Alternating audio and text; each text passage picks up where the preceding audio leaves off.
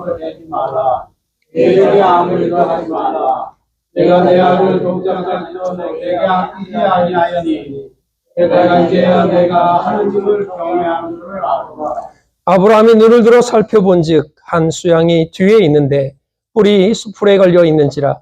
아브라함이 가서 그 순양을 가져다가 아들을 대신하여 번제로 드렸더라. 아브라함이 그 땅 이름을 여호와 이레라 하였으므로 오늘날까지 사람들이 이기를 여호와의 산에서 준비되리라 하더라. 아멘.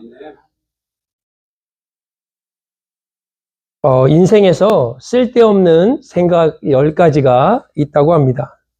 여러분 혹시 몇 가지나 되는지 한번 체크해 보시면 좋을 것 같습니다. 첫 번째가 남의 성공을 배아파하며 우울해하는 것. 이거는 가끔 저에게 누구나가 조금씩 있는 것 같죠? 지난 선택을 떠올리며 후회하는 것. 세 번째는 누군가를 미워하며 그것에 시간을 소비하는 것. 네 번째는 헤어진 사람을 계속해서 생각하며 미련을 갖는 것. 다섯 번째는 시작하기도 전에 겁먹고 포기하는 것. 여섯 번째는 일어나지도 않은 일 때문에 하루를 허비하는 것. 일곱 번째는 현재의 상황을 탓하는 것. 여덟 번째는 회사에서 일어난 일을 집까지 가져와서 곱씹는 것. 아홉 번째는 모든 일에 완벽하려고 에너지를 쓰는 것. 열 번째, 저도 가끔 이게 있는 것 같아요. 내게 없는 것에 집중하며 자존감을 갉아먹는 것. 내게 없는 건 없는 거예요. 그건 하나님이 나에게 없이 주신 것입니다. 그러니까 사람에게는 누구나 다 달란트가 있습니다. 어떤 이는 피아노, 어떤 이는 찬양, 목소리, 어떤 이는 다재다능하게 다능하게 주신 하나님의 달란트가 있는데 그것을 내가 없다고 그것 때문에 나의 자존감을 갉아먹을 필요는 없다는 거죠. 인생에서 이 쓸데없는 10가지가 우리가 아마 포함되는 것이 꽤 있다라 저는 생각합니다. 남의 성공을 배아파하지는 많이는 않지만 그래도 가끔은 하는 것 같아요. 일어나지도 않은 일 때문에 걱정하고 현재 상황을 탓하고 내게 없는 것 때문에 나의 자존감을 갉아먹는 시작하기 전에 겁을 먹고 포기하는 일들이 우리 삶에 때로는 종종 일어나기도 합니다.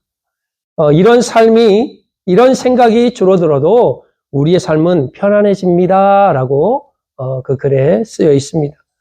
오늘 우리가 읽었던 본문은 창세기입니다. 창세기는 성경의 맨 처음 출발입니다.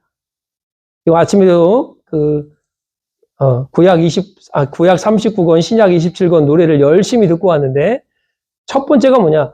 창세기, 출애굽기, 레위기 처음 출발입니다. 창세기의 주된 목적과 주제는 무엇일까요? 수많은 인물들이 등장하고 많은 사건들이 일어나고 있지만 창세기의 가장 핵심적인 주제는 하나님이십니다. 창세기는 또한 성경은 하나님을 얘기하고 그 하나님을 증거하고 있습니다. 그렇다면 창세기의 1장 1절에 보면 하나님을 어떻게 표현하고 있습니까? 창조주 하나님으로 표현합니다.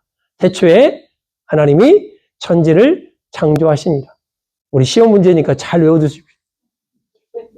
우리 마지막 1:1 제자 양육 마지막 날에 3가지의 성경 구절을 시험 봅니다. 어마어마해요, 이 3구절이. 여자들은 아니니까 우리 남자들 얘기하는 겁니다. 창세기 1장 1절. 태초에 하나님이 천지를 창조하시니라. 요한복음 1장 12절. 영접하는 자고 그 이름을 믿는 자들에게는 하나님의 자녀가 되는 권세를 주셨으니.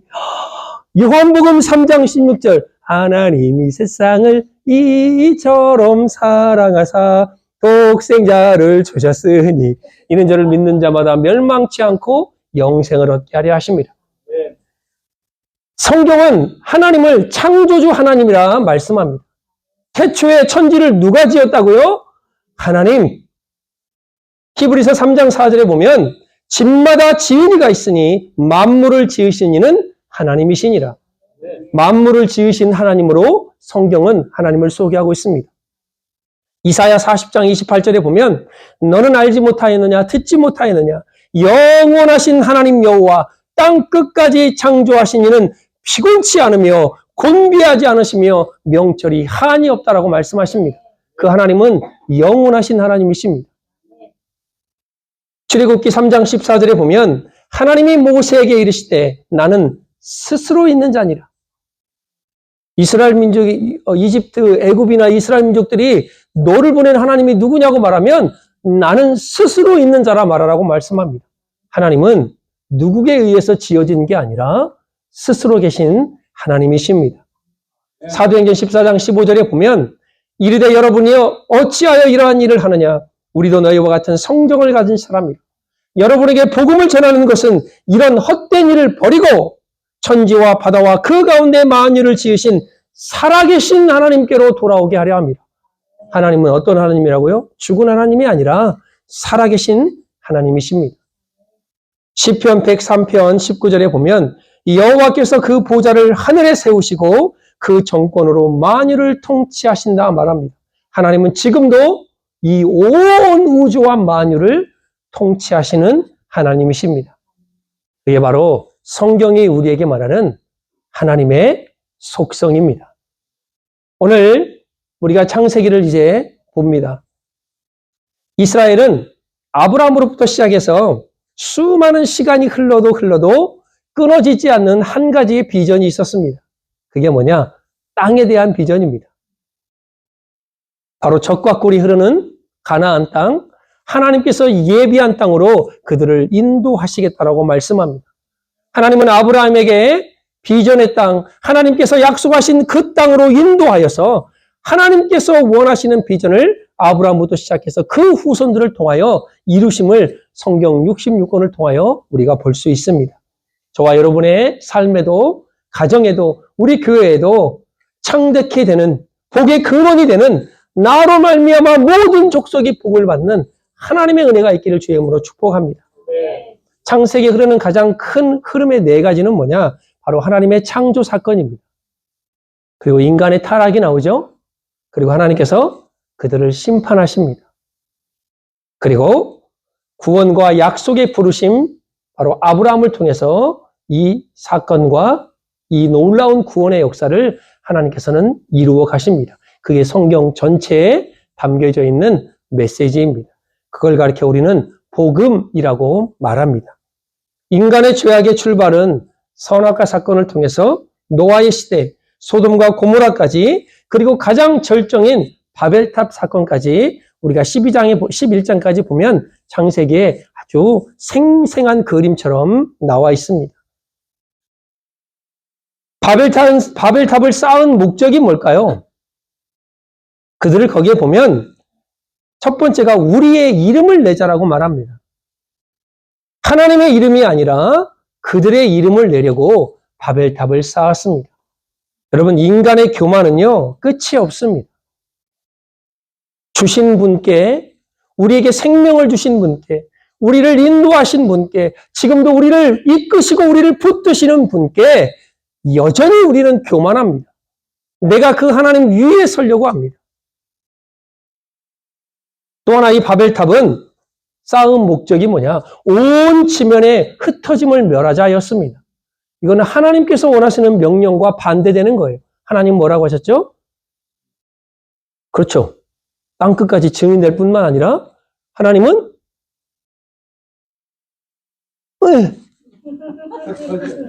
흩어져서 모든 지면에 너희가 흥왕하고 너희가 잘되고 너희가 번성하라고 주신 게 하나님의 은혜고 목적입니다. 그런데 그들이요, 우리가 지면에 흩어짐을 멸하고 같이 한 군데 모아서 살자. 또 하나는 바로 우상 숭배였습니다.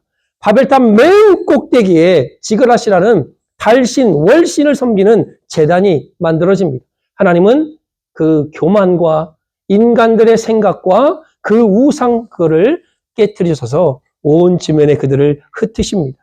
지금도요, 우리가 바벨탑을 쌓고 있는지 모릅니다. 아닌 것 같지만 우리 인간의 교만, 고집, 아집, 욕심이 바로 우리만의 바벨탑을 지금도 쌓아가고 있습니다. 여러분, 바벨탑이 별건가요? 거기에 하나님이 없으면 바벨탑이에요. 내가 살아가는데 하나님이 없다. 그러면 그 자체가 바벨탑인 것입니다. 하나님, 나는 높이 뭘 쌓아놓지 않아요. 저는 욕심이 없어요, 하나님. 저는 뭐 아무것도 없어요. 저는 뭐 그냥 하나님 은혜대로 살아요. 라고 말하지만 하나님의 은혜대로 산다라고 말하는 그 말대로 여러분이 정말 하나님의 은혜대로 살고 있지 않으면 그거는 바벨탑입니다. 하나님보다 더 우선시되는 것, 그게 바로 바벨탑입니다. 하나님은 이런 교만한 인간들을 흩으시고 하나님의 마음에 합당한 사람, 하나님의 비전을 이루어갈 사람을 하나님께서 택하십니다. 그게 바로 아브라함입니다. 끊어질 것 같은 비전은요, 사람이 눈으로 볼 때는요, 아, 이거 이제 끝날 것 같다라고 말하지만 하나님은 그 상황 가운데 하나님의 사람을 통해서 또다시 하나님의 구원의 역사를 이루어 가시고 계신 것입니다. 창세기 3장 15절에 이 여인의 후손이 뱀의 머리를 상하게 할 것이라는 하나님의 최초의 복음을 우리에게 주셨습니다. 이 복음은, 이 하나님의 언약은 끊어지는 게 아니에요. 없어지는 게 아니라 하나님의 사람을 통하여, 비전의 사람을 통하여 계속해서 이어져 가는 것입니다. 그 첫 번째 사건이 바로 창세기 12장에 하나님은 아브라함이라는 사람을 부르십니다. 그리고 아브라함에게 말씀하죠. 너희 친척 본토 아비집을 떠나 내가 내게 지시할 땅으로 가라 말씀합니다. 여러분, 그 당시에 그냥 부족 국가를 이루는 거기에서 떠난다는 것은요, 죽음을 각오해야 됩니다. 그런데 하나님은 그곳을 떠나라 말하고 아브라함은 그 하나님의 말씀에 순종합니다. 내가 내게 보여줄 땅으로 가라는 것이에요. 그리고 하나님은 뭐라 말씀하십니까? 큰 민족을 이루게 하고 내가 내 이름을 창대케 하리니 너는 복의 근원이 되리라 말씀합니다. 참 멋있는 말씀이 창세기 12장 4절에 보면 아브라함이 그 말씀을 따라갔다라고 말합니다. 이게 신앙의 원리입니다. 하나님의 말씀을 따라가는 것. 내 생각대로, 내 경험대로, 내 연륜대로 신앙생활하는 것이 아니라 하나님의 말씀대로 따라가는 것이 신앙생활이에요. 간단하지 않습니까? 간단한데 너무 어려운 또 사건이 이 사건입니다.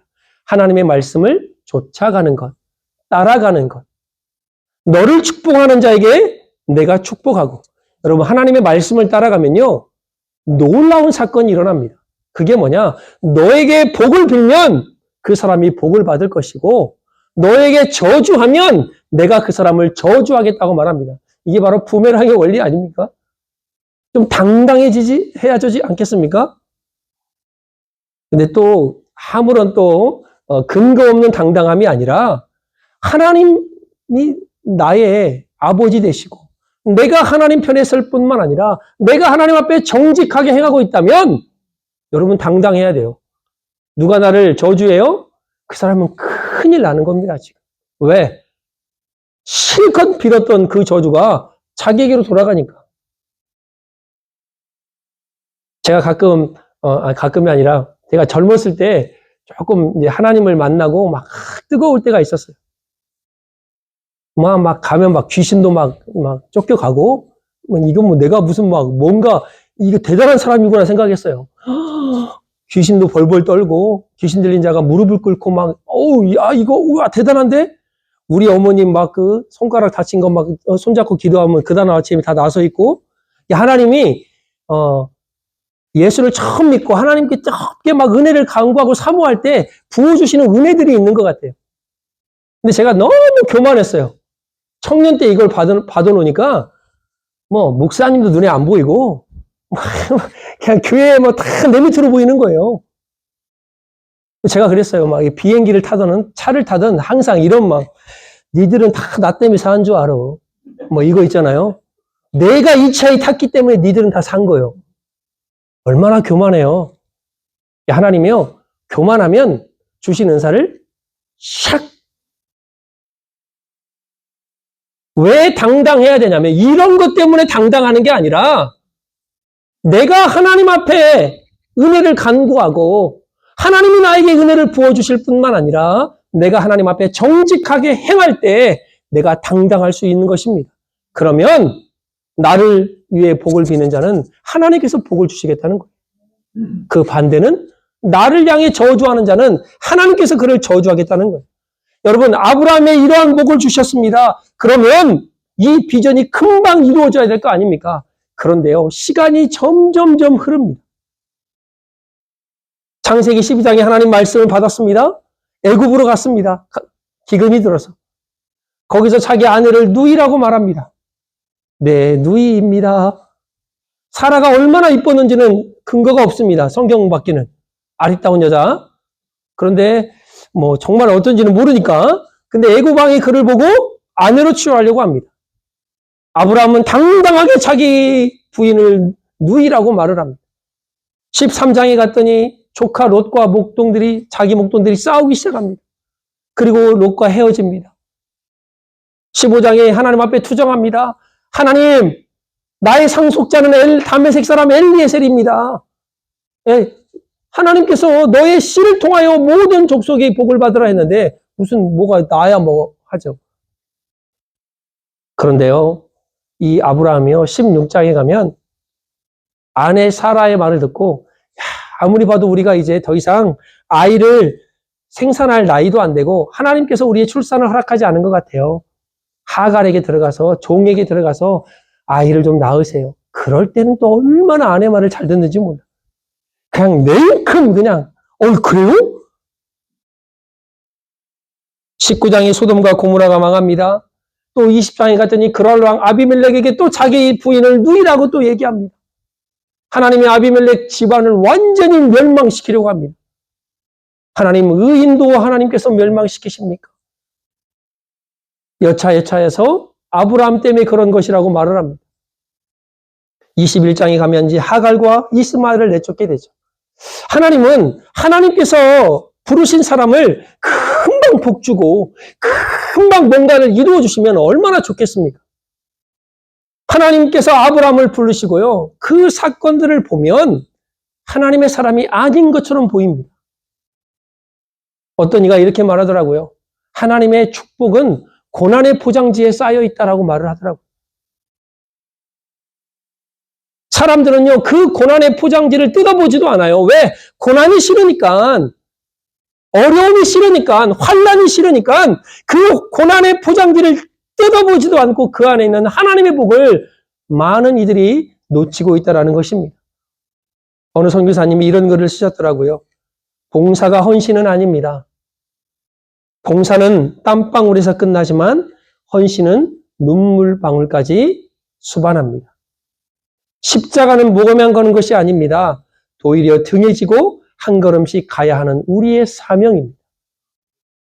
믿음은 입술로 하는 것이 아니라 눈을 들어 주를 보는 것이며 다른 것을 보지 않겠다라는 결심입니다. 두렵고 어려운 상황에도 흔들리는 눈동자를 다시 주께 맞추는 것입니다. 그럴 때 믿음이 생기고 커가는 것입니다. 주님을 보면 바다를 걸을 수 있습니다. 여러분, 우리의 상황이 지금 바람이 불고 풍랑이 일을 수 있습니다. 정말 말할 수 없는 고통과 어려움의 상황일 수 있습니다. 그러나 그 상황에서 우리의 시선은 주님을 바라보며 우리의 시선이 그분께 고정되어 있을 때 우리는 바다를 걸을 수 있는 하나님의 은혜를 경험하게 될 것입니다. 오늘 22장으로 돌아옵니다. 이 수많은 사건들을 통해서 아브라함은 이 모든 사건을 통해서 깨달은 게 하나 있습니다. 그게 뭐냐? 바로 하나님이 하신다는 것입니다. 우리에게 주어진 비전은 우리 것이 아니라 하나님의 것입니다. 내가 이루는 것이 아니라 하나님이 나를 통해서 이루시는 거예요. 그러니까 내가 착각하면 안 됩니다. 예수님을 태우고 가는 나귀가 막 사람들이 호산나 다윗의 자손 예수여 막 환호를 치잖아요. 근데 나귀가 자기한테 하는 건 줄 알고 등에 지금 예수님 타고 있는데 확 일어나가지고 두 발로 슈렉에서 나오는 그 동키처럼 나를 이렇게 반겨주는구나. 그게 아니에요. 그 나귀는 예수님을 등에 태웠기 때문에 환호를 받고 사람들로부터 환영을 받는 것입니다. 여러분 인생에 예수님이 빠지면 우리는 아무것도 아니에요. 여러분들이 왜 하나님으로부터 인정받는 줄 아세요? 여러분이 예수님과 함께 있고 그분을 사랑하기 때문에 하나님으로부터 인정받는 것이지, 예수님 없이 여러분이 아무리 날고 뛰고 해보십시오. 하나님의 인정을 받을 수가 없어요. 착각하면 안 돼요. 오늘 22장은 아브라함의 믿음의 절정이라 할 수 있는 사건이 등장합니다. 이 사건은 하나님의 명령이 무엇이든지 간에 절대적으로 따르는 순종의 테스트였습니다. 이삭을 번제로 드리라는 것은요, 윤리적이고 논리적인 모순이 있습니다. 레위기에 보면, 그리고 에레미야에 보면 하나님은 자식을 몰렉에게 주는 것을 허락지 않고 싫어했다고 말씀합니다. 도덕적인 모순이 뭡니까? 윤리적인 모순이 뭐예요? 사람을 죽여서 바치라는 거잖아요, 하나님이. 이게 지금 말이 됩니까, 우리 하나님이? 또 하나는 논리적인 문제입니다. 그게 뭐냐? 너의 씨를 통하여 하나님께서 천하 만민이 복을 받을 것이라 했어요. 그러면 아브라함과 사라의 씨는 누구냐? 이삭이에요. 근데 그 이삭을 죽이겠다는 것입니다. 그러나 이 모순적인 상황 앞에, 어찌 보면 터무니없는 상황 앞에 아브라함은 믿음으로 순종합니다. 아브라함은 이제까지 그의 삶을 통하여 경험한 게 하나 있습니다. 살아계신 하나님, 나를 인도하시는 하나님, 그 하나님이 이삭을 죽인다 할지라도 다시 살리실 것을 그는 믿었다는 것입니다. 여러분, 비전은요, 누구나에게 다 있어요. 제가 다음 주에 느헤미야 설교를 좀 할 건데요. 하나님이 이 비전을 어떤 얘기는 버든이라고, 영적인 버든이라고 말합니다. 하나님은 우리에게 짐을 줘요. 나 정말 힘든데 왜 이런 마음을 나에게 주셨을까? 예수의 이름으로 명하노니 나에게서 떠나갈지어다. 아무리 떠나가라 해도 하나님이 주신 건 떠나가지가 않습니다. 나의 마음에 하나님은 영적인 버든을 주십니다. 이런 마음을 나에게 주셨구나. 하나님이 언젠가 여러분 마음 가운데 무언가를 집어넣을 때가 있습니다. 오늘 아브라함에게 주시는 하나님의 영적인 버든은 뭐냐? 하나님이 주시는 영적인 비전은 뭐냐? 아들을 바치라는 것입니다. 사랑하는 아들을 이삭을 데리고 모리아 산으로 가라 말합니다. 이 모리아 산이 어떤 산입니까? 예수님이 십자가에 죽은 산이에요. 나중에 신약으로 오면. 얼마나 뜻깊은 장소입니까? 자, 그 산까지 가는 거? 오케이. 갈 수 있죠? 왜 못 가겠습니까? 거기서 내가 너에게 일러준 땅으로 가라. 오케이. 가지요. 여기까지도 오케이입니다. 그러나 거기서 내 아들을 잡아 태워드리는 제물로 바치라는 것입니다. 아브라함은요, 망설이지 않았습니다. 제가 우리 우스갯소리로 답 없는 사람들끼리 만나면 답답하다고 얘기하잖아요. 왜? 니도 답이 없고 나도 답 없으니까 서로 아무리 얘기해봤자 답답한 거예요. 그러나 아브라함은요, 답을 알고 있었습니다. 아침 일찍 일어나 즉각적인 순종으로 이삭을 데리고 하나님께서 말씀하신 그곳으로 3일 길을 걸려 출발합니다. 많은 설교자들이요, 이 설교를 이렇게 해요. 물론 저도 그런 설교를 들었고, 아브라함이 3일 길을 갈 때 그의 마음이 어땠을까?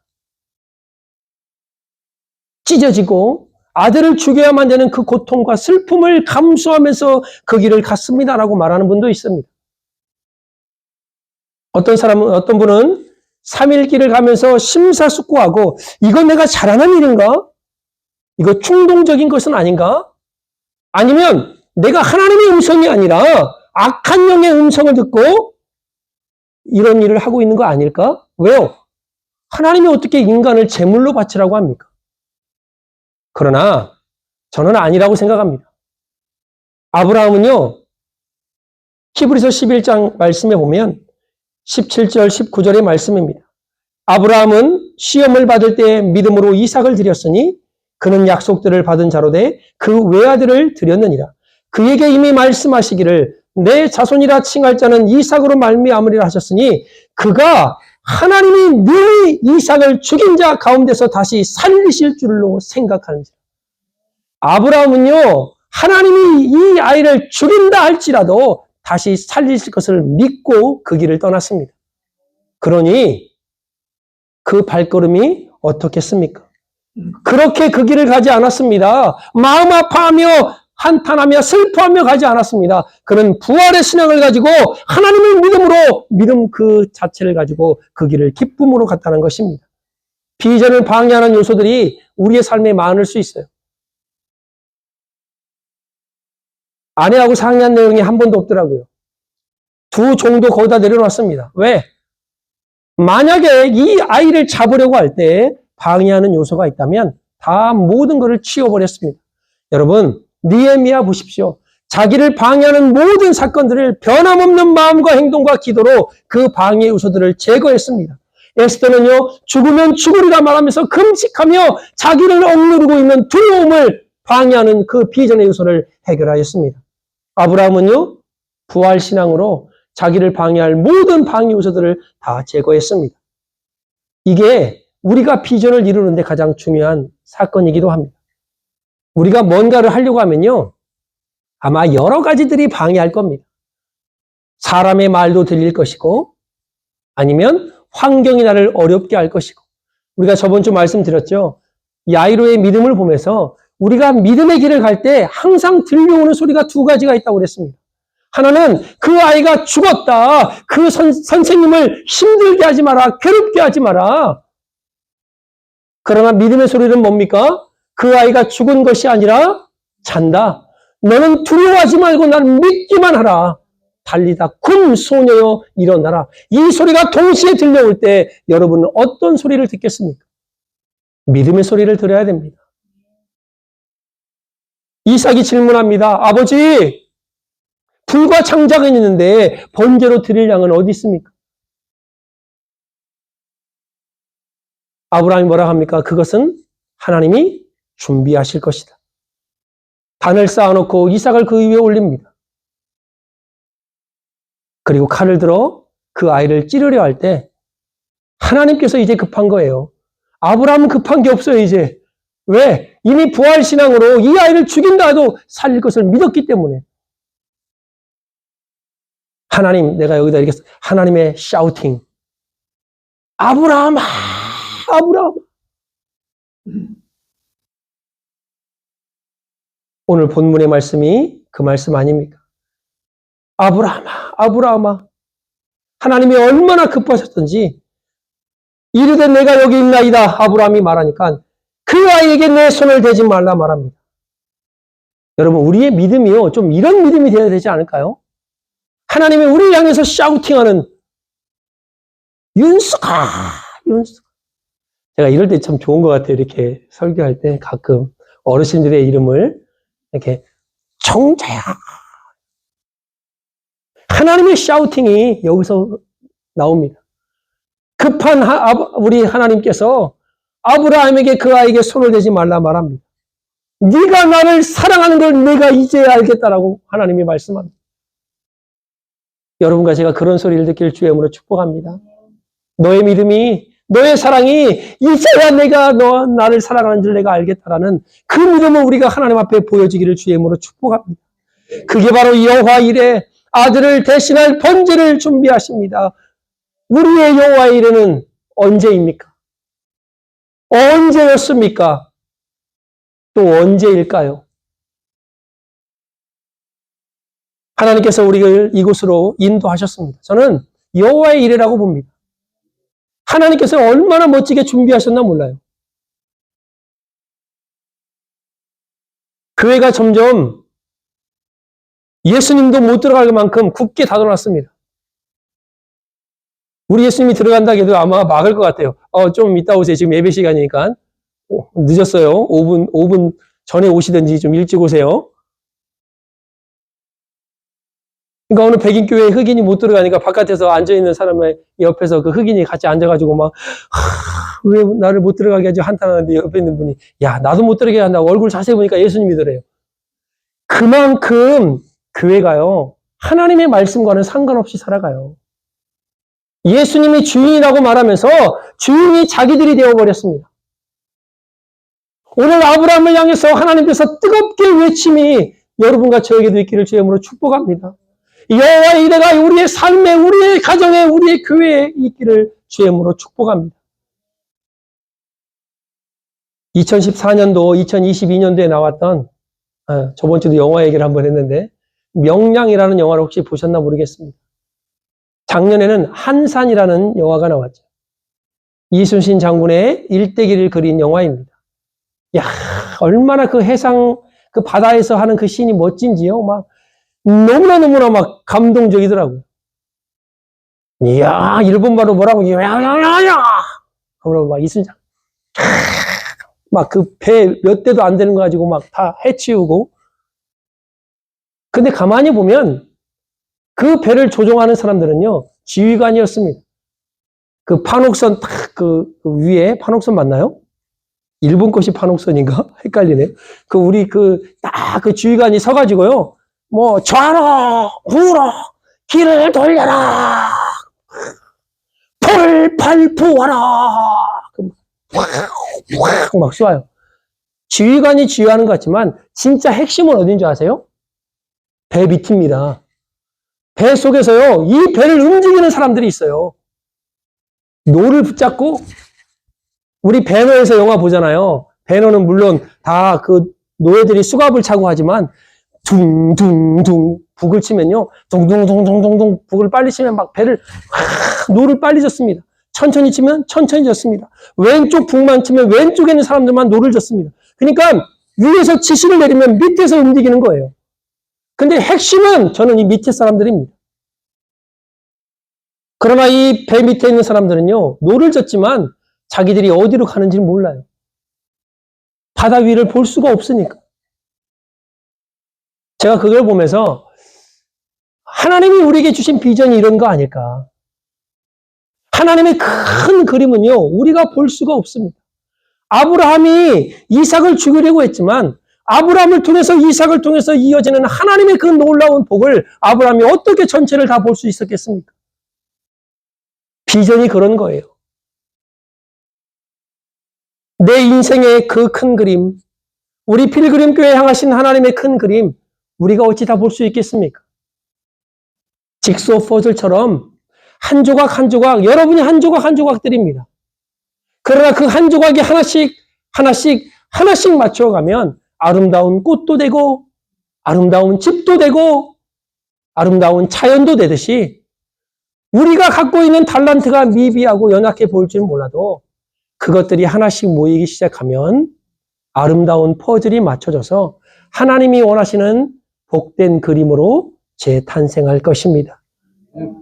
처음과 나중을 완전히 설계하시고 운행하시고 지금도 하시는 하나님께서 저와 여러분들을 인도하실 것입니다. 전체 그림은 알 수 없지만 우리의 조각들을 가지고 충성되이 헌신하며 기도할 때 하나님은 그 그림들이 모아져 여러분의 삶과 우리 교회에 아름다운 하나님의 비전을 이루어 주실 것입니다. 그 일에 저와 여러분들이 아름다운 조각들이 되어 쓰임받기를 주 예수 그리스도 이름으로 축복합니다. 아멘. 기도하겠습니다.